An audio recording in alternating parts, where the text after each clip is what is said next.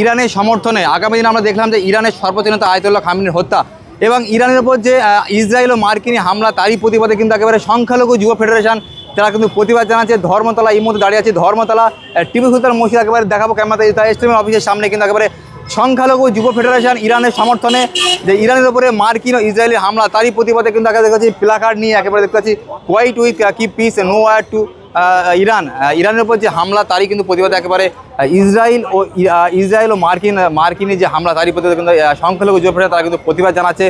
ইরানে হামলা বন্ধ করো, বন্ধ করো, বন্ধ করো।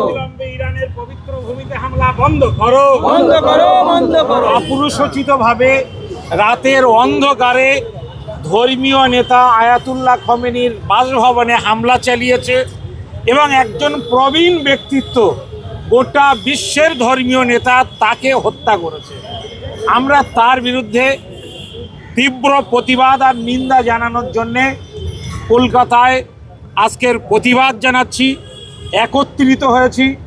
আমরা চাই যে অবিলম্বে ইরানের উপরে হামলা বন্ধ হোক এবং এই ধর্মীয় নেতার উপরে আক্রমণ করার জন্যে আমেরিকার প্রেসিডেন্ট ডোনাল্ড ট্রাম্প এবং ইসরায়েলের প্রধানমন্ত্রী নেতানিয়াহুর বিরুদ্ধে আন্তর্জাতিক আদালতে কারওয়াই হোক, আইনি ব্যবস্থা নেওয়া হোক, অবিলম্বে বিচার প্রক্রিয়া শুরু করা হোক।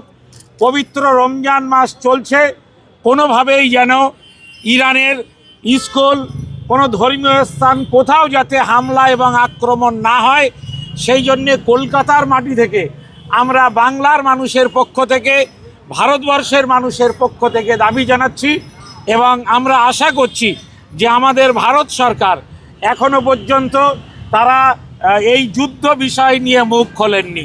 আমরা দেখেছি যে এই হামলার দুদিন আগে আমাদের দেশের প্রধানমন্ত্রী নরেন্দ্র মোদী তিনি ইসরায়েলের প্রধানমন্ত্রী নেতানিয়াহুর সঙ্গে সাক্ষাৎ করেছেন, পার্লামেন্টে গিয়েছেন, বক্তব্য রেখেছেন। কিন্তু তার জানা দরকার ভারতের সঙ্গে ইরান, ফিলিস্তিন এদের দীর্ঘদিনের বন্ধুত্বপূর্ণ সম্পর্ক আছে। ইরান ভারতকে বিশ্বস্ত বন্ধু হিসাবে জানে এবং চেনে। সেইখানে দাঁড়িয়ে আমাদের দেশের প্রধানমন্ত্রী নরেন্দ্র মোদী তিনি ইরানের বিশ্বস্ত বন্ধু হিসাবে থাকবেন, তাদের পাশে এই দুঃসময়ে ইরানের পাশে থাকবেন।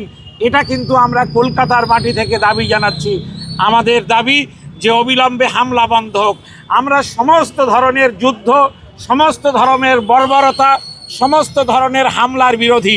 আমরা চাই যে সমস্ত হামলা বন্ধ করে অবিলম্বে এটা আলোচনার মধ্য দিয়ে চূড়ান্ত একটি শান্তিপূর্ণ পর্যায়ে অবস্থান হোক।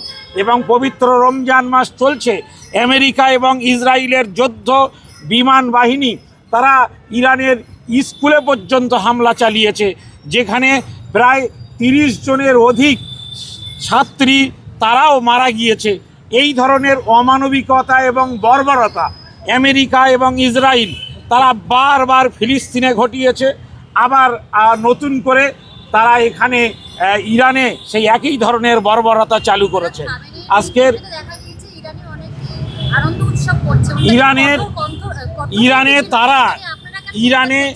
ইরানে তারা প্রতিবাদ করবে, তারা খুশি হবে মাওলানা খামেনির মৃত্যুতে, যারা পাশ্চাত্যের চামচে চিনি খায়, যারা পাশ্চাত্য শক্তি আমেরিকা এবং ইসরায়েলের গোয়েন্দাগিরি করে, তারাই কেবলমাত্র ওখানে উৎসব পালন করতে পারে। সেটা আমেরিকার এবং ইসরায়েলের পয়সা দেওয়া কিছু মানুষ, তারা এই যে ইরানের যে পরিচ্ছন্ন সভ্যতা আছে তার বিরুদ্ধে দাঁড়িয়ে কাজ তারা করছে। আমরা সে নিয়ে কোনো বক্তব্য রাখতে চাই না, কিন্তু মানুষকে মেরে ফেলতে হবে, রমজান মাসে যুদ্ধ করতে হবে। আমেরিকা আর ইসরায়েল গোটা বিশ্ব জুড়ে তারা দৌরাত্ম্য চালাবে এবং তাদের দৌরাত্ম্য মেনে নিতে হবে। নরেন্দ্র মোদী আমেরিকার দৌরাত্ম্য মেনে নিতে পারে, নরেন্দ্র মোদী ডোনাল্ড ট্রাম্পের বশ্যতা স্বীকার করতে পারেন, কিন্তু ভারতবর্ষের 130 কোটি মানুষ, যারা স্বাধীন চেতা মানুষ, যারা ভারতবর্ষকে বিশ্বের সেরা দেশ হিসাবে দেখতে চায়, তারা কিন্তু ডোনাল্ড ট্রাম্পের কোনো ঔদ্ধত্য, ডোনাল্ড ট্রাম্পের চাপিয়ে দেওয়া বিদেশ নীতি ভারতবর্ষের 130 কোটি মানুষ মেনে নেবে না। আমরা পরিষ্কারভাবে বলতে চাই, ভারতবর্ষের মানুষ আমেরিকার পক্ষে কোনো দিন ছিল না, আজও নেই। ভারতবর্ষের মানুষ কখনোই ইসরায়েলের পক্ষে ছিল না, আজও নেই। আমরা ইরানের পক্ষে আছি, আমরা ফিলিস্তিনের পক্ষে আছি। আমি মোহাম্মদ কামরুজ্জামান, সারা বাংলা সংখ্যালঘু যুব ফেডারেশনের সাধারণ সম্পাদক এবং অল ইন্ডিয়া মুসলিম পার্সোনাল ল বোর্ডের সদস্য।